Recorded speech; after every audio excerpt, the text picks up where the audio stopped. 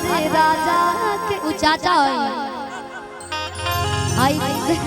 उम्र देख के तू अंगुरी करो कि हिनकरा के कहे के बात कह भले तू एगो बस लइका बड़ा सा ढेर उम्र नहीं के भाई। अरे राजा ए राजा भाई नई छोट बनी जिया जिया हिला के ना सैया के हो के नजरिया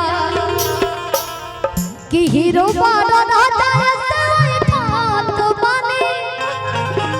किसा कहला कि जेकर मर्दा कमाए जाने ऊपर मौगी खाए जाने मौगी कहत या एगो गले रही कि 24 घंटा घूंघट में अरे अम्मा जी हमरा हबना कि मॉडल जुग के कन्या तनी बेटी पटो कि यातना सासत साहबना कि ससुर भसुर के सोझा अरे पर्दा में हम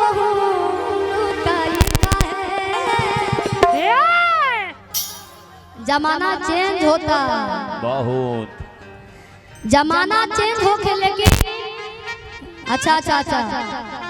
सोहर हो सोहर गाइए के जाए जमाना चेंज होके कुछ होके लेकिन संस्कार रिश्ते ई कबो ना भूले के जाए। सही बात बा सही बात बा केहू के भी कि खाई अपन मन के कमाई अरे ला जाए काहे कि 24 घंटा घूमत रहे अम्मा जी हमरा हबना होटल जुग के पनिया हम अपना सासत साहबना सहसुर भसुर के सोचा पर्दा में हम झुकाई काहे सहसुर भसुर के सोचा पर्दा में हम झुकाई काहे अपना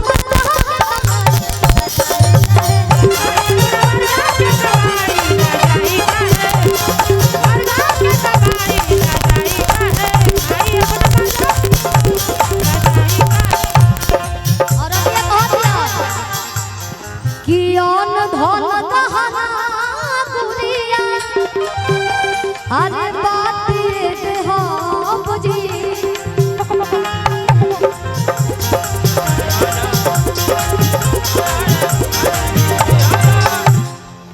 रिदमो फट दे चेंज कर लेवे के गलती करेंगे तो पकड़ाई के ना कि ओन धन गहना गुड़िया बात ये हो बुझी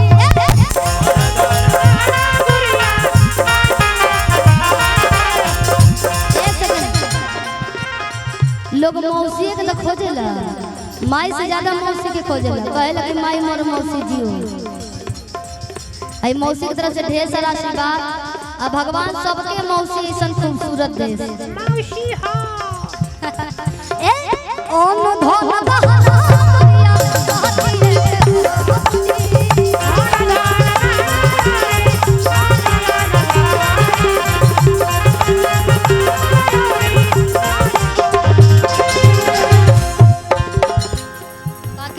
कार्यक्रम खराब ना होके के चाहिए मैं पैसा दिया जाओ जा फिर जाए कैमरा में कैद रही तो खजी दग निकल जाई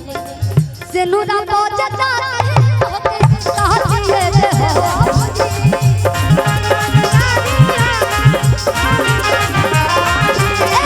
ओ धोखा कहना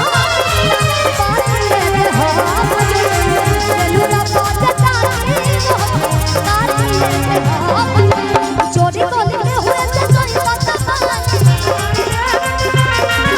अब धीरे में उठो तो कोई पता तनी सब लोग बैठल बा एक बार थैंक यू अविनाश सर के थैंक यू बोलबू तनी थैंक यू बोला था thank you sir thank you sir जो ड्रेस नहीं पहने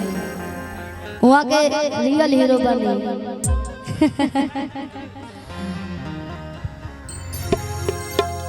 कि चोरी कोली के हुए से सोई तत्बानी। नमस्ते सर। कि फिकिर में उठो तो बैठो तो बानी कि कहे रतना बाड़ो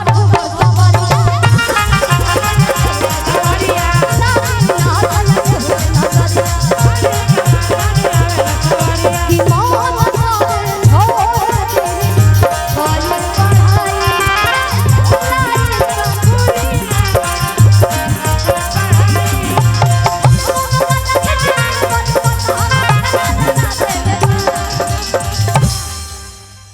कि तहरा अखिया के कजरा कि झगड़ा तारा दिल बा। ये तो फर्क और जिला में हमारे जिला में